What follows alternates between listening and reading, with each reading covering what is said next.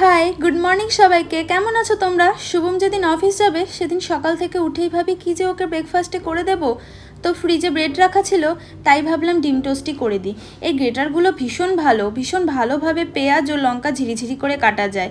ও আবার অমলেটের ওপর এইভাবে ব্রেডটা খেতেই বেশি পছন্দ করে। আমার আবার ডিমে ভিজিয়ে যে টোস্টটা হয় সেটা বেশি পছন্দের। তো রেডি করে ওকে দিয়ে দিলাম, আর ও তাড়াতাড়ি করে খেয়ে অফিসের জন্য রওনাও দিয়ে দিল। বাড়িতে এখন আমি একাই ছিলাম। ওনার না থাকার কারণে পাম্প সুইচ দিয়েছি, আর অসাবধানতার কারণে জল পড়ে ভেসে গেল নিচটা। ঘরের কাজবাজ করে অনেকক্ষণের জন্য বেশ ঘুমিয়ে গিয়েছিলাম। উঠেই দেখি আকাশটা একদম কালো হয়ে গেছে।